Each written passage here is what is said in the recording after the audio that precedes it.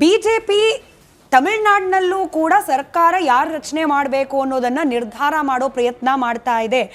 RSS background ಇರತಕ್ಕಂತ governor ಆಫೀಸಿನ rule book ಅನ್ನ ತನಗೆ ಬೇಕಾದಂತೆ ಬಿಜೆಪಿ ಅಂದ್ರೆ ಕೇಂದ್ರ ಸರ್ಕಾರ ಬದಲಾವಣೆ ಮಾಡಿಕೊಳ್ಳೋ ಪ್ರಯತ್ನ ಮಾಡ್ತಿದೆ ಅನ್ನೋ ಗಂಭೀರ ಆರೋಪ ಸಾಮಾಜಿಕ ಜಾಲತಾಣದಲ್ಲೂ ಕಾಂಗ್ರೆಸ್ ನಾಯಕರ ಬಾಯಲ್ಲೂ ಹಾಗೆ ತಮಿಳುನಾಡಿನಲ್ಲೂ ಕೂಡ ಅನೇಕರ ಬಾಯಲ್ಲಿ ಇದೇ ಮಾತು ಬರ್ತಾ ಇದೆ. ಸ್ಮಿತಾ, ಈ ರೀತಿ ಆರೋಪ ಬಿಜೆಪಿ ಮೇಲೆ ಕಳೆದ 5 ವರ್ಷದಿಂದ ಇದೇ DMK ಪಕ್ಷದ ಸ್ಟಾಲಿನ್ ಬ್ಯಾಕ್ ಟು ಬ್ಯಾಕ್ ಮಾಡ್ಕೊಂಡು ಬಂದರು. ಪ್ರತಿಯೊಂದು ವಿಚಾರದಲ್ಲೂ ಅಷ್ಟೇ. ರವಿ ಅವರು ಇದ್ದಾಗಲೂ ಅಷ್ಟೇನೆ ಈ ಥರ ಅನ್ಯಾಯ ಮಾಡ್ತಾ ಇದ್ದಾರೆ, ಯೂಸ್ ಮಾಡ್ಕೋತಾ ಇದ್ದಾರೆ, ಮಿಸ್ಯೂಸ್ ಮಾಡ್ಕೊಳ್ತಾ ಇದ್ದಾರೆ ಅಂತ ಹೇಳಿ ಅದಕ್ಕೆ ಜನದ ಮುಂದೆ ಅದೇನು ನಿಲ್ಲಿಲ್ಲ ಆರೋಪ. ಜನ ಅವ್ರನ್ನ ಮನೆಗೆ ಕಳಿಸಿದ್ರು vote hockey. So it is very ಆರೋಪ ಅಷ್ಟೇ.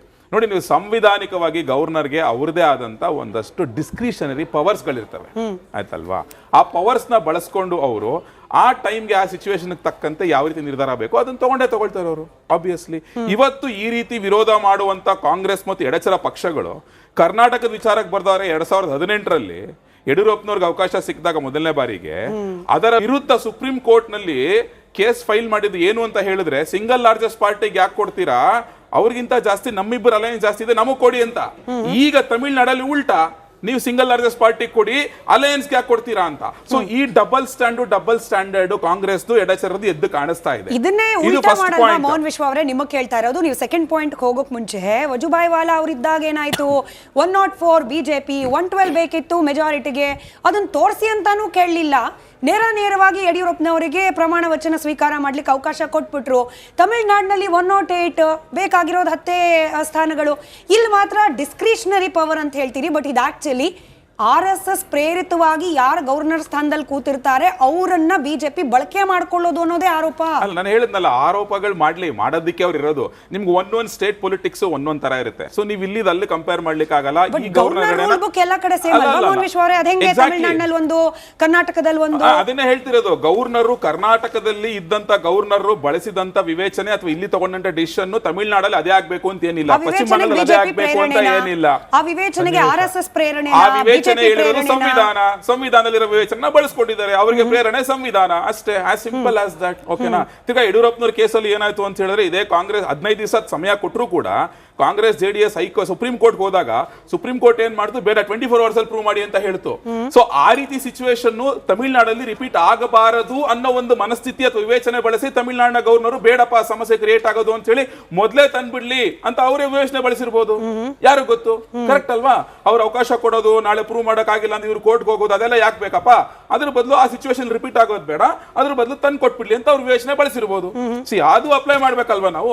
ಯಾಕಂದ್ರೆ ತಮಿಳುನಾಡಲ್ಲಿ ಇವಾಗ ಏನಾಗ್ತಾ ಇದೆ ಅಂತ ಹೇಳಿದ್ರೆ, ಕಾಂಗ್ರೆಸ್ ಬಿಟ್ಟು ಅಧಿಕೃತವಾಗಿ ಬೇರೆ ಬೇರೆ ಪಕ್ಷಗಳು, ಅದು ಎಡ ಪಕ್ಷಗಳಾಗಬಹುದು, DMK ಅಥವಾ AIDMK ಎಲ್ಲ ಕೆಲವೆಲ್ಲ ಬರ್ತಾ ಇದೆ ನ್ಯೂಸ್ಗಳು. ಅವ್ರು ಯಾರು ಕೂಡ ಅಧಿಕೃತವಾಗಿ ಇಲ್ಲ ಪಕ್ಷದ ಅಧ್ಯಕ್ಷರಾಗಬಹುದು ಅಥವಾ ಲೆಜಿಸ್ಲೇಟಿವ್ ಪಾರ್ಟಿ ಹೆಡ್ ಆಗ್ಬೋದು, ಅವ್ರು ಅಧಿಕೃತವಾಗಿ ಆಚೆ ಬಂದು ಹೇಳಿಲ್ಲ ಅಥವಾ ಪತ್ರ ಕೊಟ್ಟಿಲ್ಲ ಇನ್ನೂನು. ಸೊ ಆ ಕನ್ಫ್ಯೂಷನ್ ಇರೋದ್ರಿಂದ ಏನ್ ಮಾಡ್ತಾ ಇದ್ರೆ, ಗವರ್ನರ್ ಸಮಸ್ಯೆ ಮುಂದೆ ಆಗೋದು ಬೇಡಪ್ಪ, ಯಾಕೆ ಮತ್ತೆ ಕೋರ್ಟ್ ಕಚೇರಿ ಅಂತ ಹೋಗೋದು ಅಂತ ಹೇಳಿ ವೆಯ್ಟ್ ಮಾಡ್ತಿರ್ಬೋದು. ಅವ್ರ ವಿವೇಚನೆಗೆ ಬಿಟ್ಟಿದ್ದು. ಇಲ್ಲಿ ರಾಜಕೀಯ ಮಾಡೋದು ಎಲ್ಲ ಏನಿಲ್ಲ. ನಾವು ಬಂದಿರೋದಲ್ಲಿ ಆಸ್ ಆಫ್ ನೌ ಓನ್ಲಿ ಒಂದೇ ಸೀಟ್, ಅದನ್ನ ಇಟ್ಕೊಂಡು ನಾವೇನ್ ರಾಜಕೀಯ ಮಾಡೋದಲ್ಲಿ, ಇದನ್ನ ಅರ್ಥ ಮಾಡ್ಕೋಬೇಕು. ಬಿಜೆಪಿ ತಮಿಳುನಾಡಿನಲ್ಲೂ ಕೂಡ ಸರ್ಕಾರ ಯಾರು ರಚನೆ ಮಾಡಬೇಕು ಅನ್ನೋದನ್ನ ನಿರ್ಧಾರ ಮಾಡೋ ಪ್ರಯತ್ನ ಮಾಡ್ತಾ ಇದೆ. RSS ಬ್ಯಾಕ್ಗ್ರೌಂಡ್ ಇರತಕ್ಕಂತ ಗವರ್ನರ್ ಆಫೀಸಿನ ರೂಲ್ ಬುಕ್ ಅನ್ನ ತನಗೆ ಬೇಕಾದಂತೆ ಬಿಜೆಪಿ ಅಂದ್ರೆ ಕೇಂದ್ರ ಸರ್ಕಾರ ಬದಲಾವಣೆ ಮಾಡಿಕೊಳ್ಳೋ ಪ್ರಯತ್ನ ಮಾಡ್ತಿದೆ ಅನ್ನೋ ಗಂಭೀರ ಆರೋಪ ಸಾಮಾಜಿಕ ಜಾಲತಾಣದಲ್ಲೂ ಕಾಂಗ್ರೆಸ್ ನಾಯಕರ ಬಾಯಲ್ಲೂ ಹಾಗೆ ತಮಿಳುನಾಡಿನಲ್ಲೂ ಕೂಡ ಅನೇಕರ ಬಾಯಲ್ಲಿ ಇದೇ ಮಾತು ಬರ್ತಾ ಇದೆ. ಸ್ಮಿತಾ, ಈ ರೀತಿ ಆರೋಪ ಬಿಜೆಪಿ ಮೇಲೆ ಕಳೆದ 5 ವರ್ಷದಿಂದ ಇದೇ DMK ಪಕ್ಷದ ಸ್ಟಾಲಿನ್ ಬ್ಯಾಕ್ ಟು ಬ್ಯಾಕ್ ಮಾಡ್ಕೊಂಡು ಬಂದರು. ಪ್ರತಿಯೊಂದು ವಿಚಾರದಲ್ಲೂ ಅಷ್ಟೇ. ರವಿ ಅವರು ಇದ್ದಾಗಲೂ ಅಷ್ಟೇನೆ ಈ ಥರ ಅನ್ಯಾಯ ಮಾಡ್ತಾ ಇದ್ದಾರೆ, ಯೂಸ್ ಮಾಡ್ಕೋತಾ ಇದ್ದಾರೆ, ಮಿಸ್ಯೂಸ್ ಮಾಡ್ಕೊಳ್ತಾ ಇದ್ದಾರೆ ಅಂತ ಹೇಳಿ ಅದಕ್ಕೆ ಜನದ ಮುಂದೆ ಅದೇನು ನಿಲ್ಲಿಲ್ಲ ಆರೋಪ. ಜನ ಅವ್ರನ್ನ ಮನೆಗೆ ಕಳಿಸಿದ್ರು vote hockey. So it is very ಆರೋಪ ಅಷ್ಟೇ. ನೋಡಿ, ನೀವು ಸಂವಿಧಾನಿಕವಾಗಿ ಗವರ್ನರ್ಗೆ ಅವ್ರದೇ ಆದಂತ ಒಂದಷ್ಟು ಡಿಸ್ಕ್ರಿಷನರಿ ಪವರ್ಸ್ಗಳಿರ್ತವೆ, ಆಯ್ತಲ್ವಾ? ಆ ಪವರ್ಸ್ನ ಬಳಸ್ಕೊಂಡು ಅವರು ಆ ಟೈಮ್ಗೆ ಆ ಸಿಚುವೇಶನ್ ತಕ್ಕಂತೆ ಯಾವ ರೀತಿ ನಿರ್ಧಾರ ಬೇಕು ಅದನ್ನ ತಗೊಳ್ತಾರೆ ಅವರು. ಆಬ್ವಿಯಸ್ಲಿ ಇವತ್ತು ಈ ರೀತಿ ವಿರೋಧ ಮಾಡುವಂತ ಕಾಂಗ್ರೆಸ್ ಮತ್ತು ಎಡಚರ ಪಕ್ಷಗಳು ಕರ್ನಾಟಕದ ವಿಚಾರಕ್ಕೆ ಬರ್ದವ್ರೆ. 2018ರಲ್ಲಿ ಯಡಿಯೂರಪ್ಪನವ್ರಿಗೆ ಅವಕಾಶ ಸಿಕ್ಕಿದಾಗ ಮೊದಲನೇ ಬಾರಿಗೆ ಅದರ ವಿರುದ್ಧ ಸುಪ್ರೀಂ ಕೋರ್ಟ್ ನಲ್ಲಿ ಕೇಸ್ ಫೈಲ್ ಮಾಡಿದ್ದು ಏನು ಅಂತ ಹೇಳಿದ್ರೆ, ಸಿಂಗಲ್ ಲಾರ್ಜೆಸ್ಟ್ ಪಾರ್ಟಿಗೆ ಯಾಕೆ ಕೊಡ್ತೀರಾ, ಅವ್ರಿಗಿಂತ ಜಾಸ್ತಿ ನಮ್ಮಿಬ್ಬರು ಅಲಯನ್ಸ್ ಜಾಸ್ತಿ ಇದೆ, ನಮಗ್ ಕೊಡಿ ಅಂತ. ಈಗ ತಮಿಳ್ನಾಡಲ್ಲಿ ಉಲ್ಟಾ, ನೀವು ಸಿಂಗಲ್ ಲಾರ್ಜೆಸ್ಟ್ ಪಾರ್ಟಿ ಕೊಡಿ, ಅಲಯನ್ಸ್ ಯಾಕೆ ಕೊಡ್ತೀರಾ ಅಂತ. ಸೊ ಈ ಡಬಲ್ ಸ್ಟ್ಯಾಂಡರ್ಡ್ ಕಾಂಗ್ರೆಸ್ ಎಡಚರದ ಎದ್ದು ಕಾಣಿಸ್ತಾ ಇದೆ. ಇದನ್ನೇ ಉಲ್ಟಾ ಮಾಡಲ್ವಾ ಮೋಹನ್ ವಿಶ್ವ ಅವರೇ ನಿಮಗೆ ಕೇಳ್ತಾ ಇರೋದು. ನೀವು ಸೆಕೆಂಡ್ ಪಾಯಿಂಟ್ ಹೋಗೋಕ್ ಮುಂಚೆ ವಜುಭಾಯಿ ವಾಲಾ ಅವರಿದ್ದಾಗ ಏನಾಯ್ತು, 104 ಬಿಜೆಪಿ 112 ಬೇಕಿತ್ತು ಮೆಜಾರಿಟಿಗೆ, ಅದನ್ನ ತೋರಿಸಿ ಅಂತಾನೂ ಕೇಳಲಿಲ್ಲ. ನೇರವಾಗಿ ಯಡಿಯೂರಪ್ಪನವರಿಗೆ ಪ್ರಮಾಣ ವಚನ ಸ್ವೀಕಾರ ಮಾಡ್ಲಿಕ್ಕೆ ಅವಕಾಶ ಕೊಟ್ಬಿಟ್ರು. ತಮಿಳುನಾಡಿನಲ್ಲಿ 108 ಬೇಕಾಗಿರೋದು 10 ಸ್ಥಾನಗಳು. ಇಲ್ಲಿ ಮಾತ್ರ ಡಿಸ್ಕ್ರಿಷನರಿ ಪವರ್ ಅಂತ ಹೇಳ್ತೀರಿ, ಬಟ್ ಇದು ಆಕ್ಚುಲಿ RSS ಪ್ರೇರಿತವಾಗಿ ಯಾರು ಗವರ್ನರ್ ಸ್ಥಾನದಲ್ಲಿ ಕೂತಿರ್ತಾರೆ ಅವರನ್ನ ಬಿಜೆಪಿ ಬಳಕೆ ಮಾಡ್ಕೊಳ್ಳೋದು ಅನ್ನೋದೇ ಆರೋಪ. ಅಲ್ಲ, ನಾನು ಹೇಳಿದ್ನಲ್ಲ, ಆರೋಪಗಳು ಮಾಡೋದಕ್ಕೆ ಅವ್ರು ಇರೋದು. ನಿಮ್ಗೆ ಒಂದೊಂದು ಸ್ಟೇಟ್ ಪೊಲಿಟಿಕ್ಸ್ ಒಂದೊಂದ್ ತರ ಇರುತ್ತೆ. ಸೊ ನೀವು ಇಲ್ಲಿ ಅಲ್ಲಿ ಕಂಪೇರ್ ಮಾಡ್ಲಿಕ್ಕೆ ಆಗಲ್ಲ. ಈ ಗವರ್ನರ್ ಬುಕ್ ಎಲ್ಲ ಕಡೆ ಸೇಮ್ ಅಲ್ವಾ ಮೋಹನ್ ವಿಶ್ವ ಅವರೇ? ಅದೇಂಗೆ ತಮಿಳುನಾಡಿನಲ್ಲಿ ಒಂದು, ಕರ್ನಾಟಕದಲ್ಲಿ ಒಂದು? ಅದನ್ನೇ ಹೇಳ್ತಿರೋದು. ಗವರ್ನರ್ ಕರ್ನಾಟಕದಲ್ಲಿ ಇದ್ದಂತ ಗವರ್ನರ್ ಬಳಸಿದಂತ ವಿವೇಚನೆ ಅಥವಾ ಇಲ್ಲಿ ತಗೊಂಡಂತ ಡಿಸಿಷನ್ ತಮಿಳುನಾಡಲ್ಲಿ ಅದೇ ಆಗ್ಬೇಕು ಅಂತ ಏನಿಲ್ಲ, ಪಶ್ಚಿಮ ಬಂಗಾಳದಲ್ಲಿ ಅದೇ ಆಗ್ಬೇಕು ಅಂತ ಏನಿಲ್ಲ. ಆ ವಿವೇಚನೆಗೆ RSS ಪ್ರೇರಣೆ, ಸಂವಿಧಾನದಲ್ಲಿರೋ ವಿವೇಚನೆ ಬಳಸ್ಕೊಂಡಿದ್ದಾರೆ. ಅವರಿಗೆ ಪ್ರೇರಣೆ ಸಂವಿಧಾನ ಅಷ್ಟೇ, ಆಸ್ ಸಿಂಪಲ್ ಆಸ್ ದಟ್. ಓಕೆನಾ? ಈಗ ಯಡಿಯೂರಪ್ಪನವ್ರ ಕೇಸಲ್ಲಿ ಏನಾಯ್ತು ಅಂತ ಹೇಳಿದ್ರೆ, ಇದೇ ಕಾಂಗ್ರೆಸ್ 15 ದಿವಸ ಸಮಯ ಕೊಟ್ಟರು ಕೂಡ ಕಾಂಗ್ರೆಸ್ JDS ಸುಪ್ರೀಂ ಕೋರ್ಟ್ ಹೋದಾಗ ಸುಪ್ರೀಂ ಕೋರ್ಟ್ ಏನ್ ಮಾಡ್ತು, ಬೇಡ 24 ಅವರ್ಸ್ ಅಲ್ಲಿ ಪ್ರೂವ್ ಮಾಡಿ ಅಂತ ಹೇಳ್ತು. ಸೊ ಆ ರೀತಿ ಸಿಚುವೇಶನ್ ತಮಿಳುನಾಡಲ್ಲಿ ರಿಪೀಟ್ ಆಗಬಾರದು ಅನ್ನೋ ಒಂದು ಮನಸ್ಥಿತಿ ಅಥವಾ ವಿವೇಚನೆ ಬಳಸಿ ತಮಿಳುನಾಡಿನ ಗವರ್ನರ್ ಬೇಡಪ್ಪ ಸಮಸ್ಯೆ ಕ್ರಿಯೇಟ್ ಆಗೋದು ಅಂತ ಹೇಳಿ ಮೊದಲೇ ತಂದ್ಬಿಡ್ಲಿ ಅಂತ ಅವರೇ ವಿವೇಚನೆ ಬಳಸಿರ್ಬೋದು. ಯಾರು ಗೊತ್ತು? ಕರೆಕ್ಟ್ ಅಲ್ವಾ? ಅವ್ರ ಅವಕಾಶ ಕೊಡೋದು, ನಾಳೆ ಪ್ರೂವ್ ಮಾಡಕ್ ಆಗಿಲ್ಲ ಅಂತ ಇವ್ರು ಕೋರ್ಟ್ಗೆ ಹೋಗೋದು, ಅದೆಲ್ಲ ಯಾಕೆ ಬೇಕಪ್ಪ? ಅದ್ರ ಬದಲು ಆ ಸಿಚುವೇಶನ್ ರಿಪೀಟ್ ಆಗೋದು ಬೇಡ, ಅದ್ರ ಬದಲು ತಂದು ಕೊಟ್ಬಿಡ್ಲಿ ಅಂತ ಅವ್ರ ವಿವೇಚನೆ ಬಳಸಿರ್ಬೋದು. ಅದು ಅಪ್ಲೈ ಮಾಡ್ಬೇಕಲ್ವಾ ನಾವು? ಯಾಕಂದ್ರೆ ತಮಿಳುನಾಡಲ್ಲಿ ಇವಾಗ ಏನಾಗ್ತಾ ಇದೆ ಅಂತ ಹೇಳಿದ್ರೆ, ಕಾಂಗ್ರೆಸ್ ಬಿಟ್ಟು ಅಧಿಕೃತವಾಗಿ ಬೇರೆ ಬೇರೆ ಪಕ್ಷಗಳು, ಅದು ಎಡ ಪಕ್ಷಗಳಾಗಬಹುದು, DMK ಅಥವಾ AIDMK ಎಲ್ಲ ಕೆಲವೆಲ್ಲ ಬರ್ತಾ ಇದೆ ನ್ಯೂಸ್ಗಳು. ಅವ್ರು ಯಾರು ಕೂಡ ಅಧಿಕೃತವಾಗಿ ಇಲ್ಲ ಪಕ್ಷದ ಅಧ್ಯಕ್ಷರಾಗಬಹುದು ಅಥವಾ ಲೆಜಿಸ್ಲೇಟಿವ್ ಪಾರ್ಟಿ ಹೆಡ್ ಆಗ್ಬೋದು, ಅವ್ರು ಅಧಿಕೃತವಾಗಿ ಆಚೆ ಬಂದು ಹೇಳಿಲ್ಲ ಅಥವಾ ಪತ್ರ ಕೊಟ್ಟಿಲ್ಲ ಇನ್ನೂನು. ಸೊ ಆ ಕನ್ಫ್ಯೂಷನ್ ಇರೋದ್ರಿಂದ ಏನ್ ಮಾಡ್ತಾ ಇದ್ರೆ, ಗವರ್ನರ್ ಸಮಸ್ಯೆ ಮುಂದೆ ಆಗೋದ್ ಬೇಡಪ್ಪ, ಯಾಕೆ ಮತ್ತೆ ಕೋರ್ಟ್ ಕಚೇರಿ ಅಂತ ಹೋಗೋದು ಅಂತ ಹೇಳಿ ವೆಯ್ಟ್ ಮಾಡ್ತಿರ್ಬೋದು. ಅವ್ರ ವಿವೇಚನೆಗೆ ಬಿಟ್ಟಿದ್ದು. ಇಲ್ಲಿ ರಾಜಕೀಯ ಮಾಡೋದು ಎಲ್ಲ ಏನಿಲ್ಲ. ನಾವು ಬಂದಿರೋದಲ್ಲಿ ಆಸ್ ಆಫ್ ನೋ ಓನ್ಲಿ ಒಂದೇ ಸೀಟ್, ಅದನ್ನ ಇಟ್ಕೊಂಡು ನಾವೇನ್ ರಾಜಕೀಯ ಮಾಡೋದಲ್ಲಿ, ಇದನ್ನ ಅರ್ಥ ಮಾಡ್ಕೋಬೇಕು. ಗೊತ್ತಾಯ್ತಲ್ಲ? ಬಿಜೆಪಿ ತಮಿಳುನಾಡಿನಲ್ಲೂ ಕೂಡ ಸರ್ಕಾರ ಯಾರು ರಚನೆ ಮಾಡಬೇಕು ಅನ್ನೋದನ್ನ ನಿರ್ಧಾರ ಮಾಡೋ ಪ್ರಯತ್ನ ಮಾಡ್ತಾ ಇದೆ.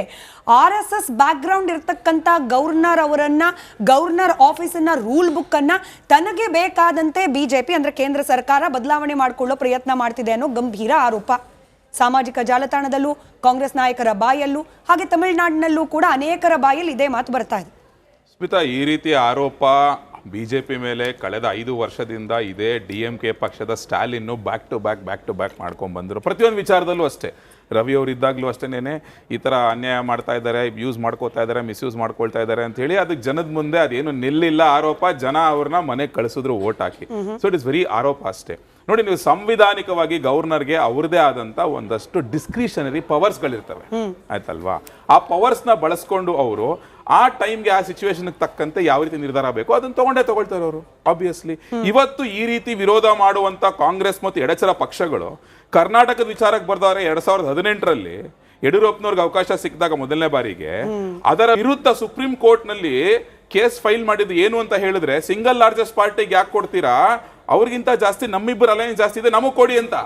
ಈಗ ತಮಿಳುನಾಡಲ್ಲಿ ಉಲ್ಟಾ, ನೀವು ಸಿಂಗಲ್ ಲಾರ್ಜೆಸ್ಟ್ ಪಾರ್ಟಿ ಕೊಡಿ, ಅಲಯನ್ಸ್ ಯಾಕೆ ಕೊಡ್ತೀರಾ ಅಂತ. ಸೊ ಈ ಡಬಲ್ ಸ್ಟ್ಯಾಂಡರ್ಡ್ ಕಾಂಗ್ರೆಸ್ ಎಡಚರದ ಎದ್ದು ಕಾಣಿಸ್ತಾ ಇದೆ. ಇದನ್ನೇ ಉಲ್ಟಾ ಮಾಡಲ್ವಾ ಮೋಹನ್ ವಿಶ್ವ ಅವರೇ ನಿಮಗೆ ಕೇಳ್ತಾ ಇರೋದು. ನೀವು ಸೆಕೆಂಡ್ ಪಾಯಿಂಟ್ ಹೋಗೋಕ್ ಮುಂಚೆ ವಜುಭಾಯಿ ವಾಲಾ ಅವರಿದ್ದಾಗ ಏನಾಯ್ತು, 104 ಬಿಜೆಪಿ 112 ಬೇಕಿತ್ತು ಮೆಜಾರಿಟಿಗೆ, ಅದನ್ನ ತೋರಿಸಿ ಅಂತಾನೂ ಕೇಳಲಿಲ್ಲ. ನೇರವಾಗಿ ಯಡಿಯೂರಪ್ಪನವರಿಗೆ ಪ್ರಮಾಣ ವಚನ ಸ್ವೀಕಾರ ಮಾಡ್ಲಿಕ್ಕೆ ಅವಕಾಶ ಕೊಟ್ಬಿಟ್ರು. ತಮಿಳುನಾಡಿನಲ್ಲಿ 108 ಬೇಕಾಗಿರೋದು 10 ಸ್ಥಾನಗಳು. ಇಲ್ಲಿ ಮಾತ್ರ ಡಿಸ್ಕ್ರಿಷನರಿ ಪವರ್ ಅಂತ ಹೇಳ್ತೀರಿ, ಬಟ್ ಇದು ಆಕ್ಚುಲಿ RSS ಪ್ರೇರಿತವಾಗಿ ಯಾರು ಗವರ್ನರ್ ಸ್ಥಾನದಲ್ಲಿ ಕೂತಿರ್ತಾರೆ ಅವರನ್ನ ಬಿಜೆಪಿ ಬಳಕೆ ಮಾಡ್ಕೊಳ್ಳೋದು ಅನ್ನೋದೇ ಆರೋಪ. ಅಲ್ಲ, ನಾನು ಹೇಳಿದ್ನಲ್ಲ, ಆರೋಪಗಳು ಮಾಡೋದಕ್ಕೆ ಅವ್ರು ಇರೋದು. ನಿಮ್ಗೆ ಒಂದೊಂದು ಸ್ಟೇಟ್ ಪೊಲಿಟಿಕ್ಸ್ ಒಂದೊಂದ್ ತರ ಇರುತ್ತೆ. ಸೊ ನೀವು ಇಲ್ಲಿ ಅಲ್ಲಿ ಕಂಪೇರ್ ಮಾಡ್ಲಿಕ್ಕೆ ಆಗಲ್ಲ. ಈ ಗವರ್ನರ್ ಬುಕ್ ಎಲ್ಲ ಕಡೆ ಸೇಮ್ ಅಲ್ವಾ ಮೋಹನ್ ವಿಶ್ವ ಅವರೇ? ಅದೇಂಗೆ ತಮಿಳುನಾಡಿನಲ್ಲಿ ಒಂದು, ಕರ್ನಾಟಕದಲ್ಲಿ ಒಂದು? ಅದನ್ನೇ ಹೇಳ್ತಿರೋದು. ಗವರ್ನರ್ ಕರ್ನಾಟಕದಲ್ಲಿ ಇದ್ದಂತ ಗವರ್ನರ್ ಬಳಸಿದಂತ ವಿವೇಚನೆ ಅಥವಾ ಇಲ್ಲಿ ತಗೊಂಡಂತ ಡಿಸಿಷನ್ ತಮಿಳುನಾಡಲ್ಲಿ ಅದೇ ಆಗ್ಬೇಕು ಅಂತ ಏನಿಲ್ಲ, ಪಶ್ಚಿಮ ಬಂಗಾಳದಲ್ಲಿ ಅದೇ ಆಗ್ಬೇಕು ಅಂತ ಏನಿಲ್ಲ. ಆ ವಿವೇಚನೆಗೆ RSS ಪ್ರೇರಣೆ, ವಿವೇಚನೆ BJP ಹೇಳಿರೋದು ಪ್ರೇರಣೆನಾ? ಸಂವಿಧಾನದಲ್ಲಿರೋ ವಿವೇಚನೆ ಬಳಸ್ಕೊಂಡಿದ್ದಾರೆ. ಅವರಿಗೆ ಪ್ರೇರಣೆ ಸಂವಿಧಾನ ಅಷ್ಟೇ, ಆಸ್ ಸಿಂಪಲ್ ಆಸ್ ದಟ್. ಓಕೆನಾ? ತಿರ್ಗಾ ಯಡಿಯೂರಪ್ಪನವ್ರ ಕೇಸಲ್ಲಿ ಏನಾಯ್ತು ಅಂತ ಹೇಳಿದ್ರೆ ಇದೇ ಕಾಂಗ್ರೆಸ್ 15 ದಿವಸ ಸಮಯ ಕೊಟ್ಟರು ಕೂಡ ಕಾಂಗ್ರೆಸ್ ಜೆಡಿಎಸ್ ಸುಪ್ರೀಂ ಕೋರ್ಟ್ ಹೋದಾಗ ಸುಪ್ರೀಂ ಕೋರ್ಟ್ ಏನ್ ಮಾಡ್ತು, ಬೇಡ 24 ಅವರ್ಸ್ ಅಲ್ಲಿ ಪ್ರೂವ್ ಮಾಡಿ ಅಂತ ಹೇಳ್ತು. ಸೊ ಆ ರೀತಿ ಸಿಚುವೇಶನ್ ತಮಿಳ್ನಾಡಲ್ಲಿ ರಿಪೀಟ್ ಆಗಬಾರದು ಅನ್ನೋ ಒಂದು ಮನಸ್ಥಿತಿ ಅಥವಾ ವಿವೇಚನೆ ಬಳಸಿ ತಮಿಳ್ನಾಡಿನ ಗವರ್ನರ್ ಬೇಡಪ್ಪ ಸಮಸ್ಯೆ ಕ್ರಿಯೇಟ್ ಆಗೋದು ಅಂತ ಹೇಳಿ ಮೊದಲೇ ತಂದ್ಬಿಡ್ಲಿ ಅಂತ ಅವರೇ ವಿವೇಚನೆ ಬಳಸಿರ್ಬೋದು. ಯಾರು ಗೊತ್ತು? ಕರೆಕ್ಟ್ ಅಲ್ವಾ? ಅವ್ರ ಅವಕಾಶ ಕೊಡೋದು, ನಾಳೆ ಪ್ರೂವ್ ಮಾಡಕ್ ಆಗಿಲ್ಲ ಅಂದ್ರೆ ಇವ್ರು ಕೋರ್ಟ್ಗೆ ಹೋಗೋದು, ಅದೆಲ್ಲ ಯಾಕೆ ಬೇಕಪ್ಪ? ಅದ್ರ ಬದಲು ಆ ಸಿಚುವೇಶನ್ ರಿಪೀಟ್ ಆಗೋದು ಬೇಡ, ಅದ್ರ ಬದಲು ತಂದು ಕೊಟ್ಬಿಡ್ಲಿ ಅಂತ ಅವ್ರ ವಿವೇಚನೆ ಬಳಸಿರ್ಬೋದು. ಅದು ಅಪ್ಲೈ ಮಾಡ್ಬೇಕಲ್ವಾ ನಾವು? ಯಾಕಂದ್ರೆ ತಮಿಳ್ನಾಡಲ್ಲಿ ಇವಾಗ ಏನಾಗ್ತಾ ಇದೆ ಅಂತ ಹೇಳಿದ್ರೆ ಕಾಂಗ್ರೆಸ್ ಬಿಟ್ಟು ಅಧಿಕೃತವಾಗಿ ಬೇರೆ ಬೇರೆ ಪಕ್ಷಗಳು, ಅದು ಎಡ ಪಕ್ಷಗಳಾಗಬಹುದು, DMK ಅಥವಾ AIDMK ಎಲ್ಲ ಕೆಲವೆಲ್ಲ ಬರ್ತಾ ಇದೆ ನ್ಯೂಸ್ಗಳು. ಅವ್ರು ಯಾರು ಕೂಡ ಅಧಿಕೃತವಾಗಿ ಇಲ್ಲ ಪಕ್ಷದ ಅಧ್ಯಕ್ಷರಾಗಬಹುದು ಅಥವಾ ಲೆಜಿಸ್ಲೇಟಿವ್ ಪಾರ್ಟಿ ಹೆಡ್ ಆಗ್ಬೋದು, ಅವ್ರು ಅಧಿಕೃತವಾಗಿ ಆಚೆ ಬಂದು ಹೇಳಿಲ್ಲ ಅಥವಾ ಪತ್ರ ಕೊಟ್ಟಿಲ್ಲ ಇನ್ನೂನು. ಸೊ ಆ ಕನ್ಫ್ಯೂಷನ್ ಇರೋದ್ರಿಂದ ಏನ್ ಮಾಡ್ತಾ ಇದ್ರೆ ಗವರ್ನರ್ ಸಮಸ್ಯೆ ಮುಂದೆ ಆಗೋದ್ ಬೇಡಪ್ಪ, ಯಾಕೆ ಮತ್ತೆ ಕೋರ್ಟ್ ಕಚೇರಿ ಅಂತ ಹೋಗೋದು ಅಂತ ಹೇಳಿ ವೈಟ್ ಮಾಡ್ತಿರ್ಬೋದು. ಅವ್ರ ವಿವೇಚನೆಗೆ ಬಿಟ್ಟಿದ್ದು. ಇಲ್ಲಿ ರಾಜಕೀಯ ಮಾಡೋದು ಎಲ್ಲ ಏನಿಲ್ಲ. ನಾವು ಬಂದಿರೋದಲ್ಲಿ ಆಸ್ ಆಫ್ ನೋ ಓನ್ಲಿ ಒಂದೇ ಸೀಟ್, ಅದನ್ನ ಇಟ್ಕೊಂಡು ನಾವೇನ್ ರಾಜಕೀಯ ಮಾಡೋದಲ್ಲಿ? ಇದನ್ನ ಅರ್ಥ ಮಾಡ್ಕೋಬೇಕು. ಗೊತ್ತಾಯ್ತಲ್ಲ?